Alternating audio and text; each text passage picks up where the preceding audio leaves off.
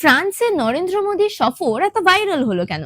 শুধু ছবি তোলা নয়, এর পেছনে লুকিয়ে আছে ইন্ডিয়া ফ্রান্স সম্পর্কের বড় পরিবর্তন। ভারত আর ফ্রান্সের সম্পর্ক আজ শুধু বন্ধুত্বে সীমাবদ্ধ নয়, এটা এখন একটা স্ট্র্যাটেজিক পার্টনারশিপে পরিণত হয়েছে।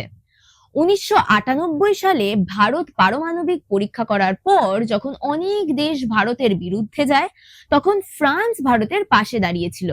সেখান থেকেই দুই দেশের সম্পর্ক আরো শক্তিশালী হতে শুরু করে। বর্তমানে ইন্ডিয়া ফ্রান্স একসাথে কাজ করছে তিনটি বড় ক্ষেত্রে: ডিফেন্স, টেকনোলজি এবং ইন্ডো প্যাসিফিক সিকিউরিটি। সবচেয়ে গুরুত্বপূর্ণ বিষয় হলো প্রতিরক্ষা। ভারত ফ্রান্সের কাছ থেকে রাফেল ফাইটার জেট কিনেছে, যা ভারতীয় বায়ুসেনার শক্তি অনেক বাড়িয়েছে। এছাড়াও সাবমেরিন, যুদ্ধ বিমান এবং ডিফেন্স টেকনোলজি ট্রান্সফার নিয়েও দুই দেশ একসাথে কাজ করছে। সম্প্রতি প্রধানমন্ত্রী নরেন্দ্র মোদীর প্যারিস সফর সোশ্যাল মিডিয়ায় খুব ভাইরাল হয়েছিল। তিনি ফ্রান্সের প্রেসিডেন্ট ইমানুয়েল ম্যাক্রনের সঙ্গে একাধিক গুরুত্বপূর্ণ বৈঠক করেন। এই সফরের সবচেয়ে বড় আলোচনা ছিল এআই বা আর্টিফিশিয়াল ইন্টেলিজেন্স নিয়ে।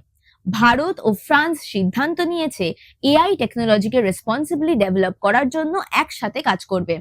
বিশেষ করে এডুকেশন, হেলথ কেয়ার এবং সাইবার সিকিউরিটিতে এআই ব্যবহার বাড়ানোর পরিকল্পনা হয়েছে।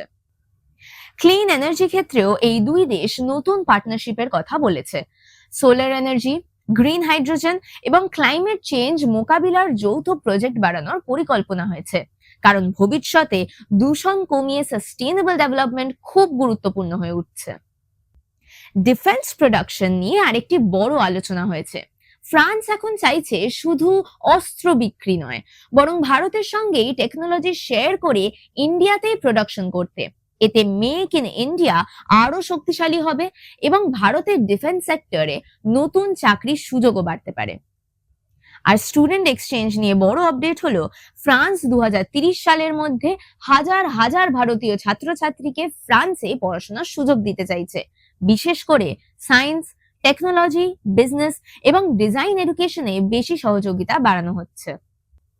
এছাড়াও চায়নায় বাড়তে থাকা প্রভাবের কারণে ইন্ডো প্যাসিফিক অঞ্চলে ভারত ও ফ্রান্স একসাথে কাজ আরো বাড়াচ্ছে, কারণ দুই দেশই চায় এই অঞ্চলে শান্তি ও নিরাপত্তা বজায় থাকুক।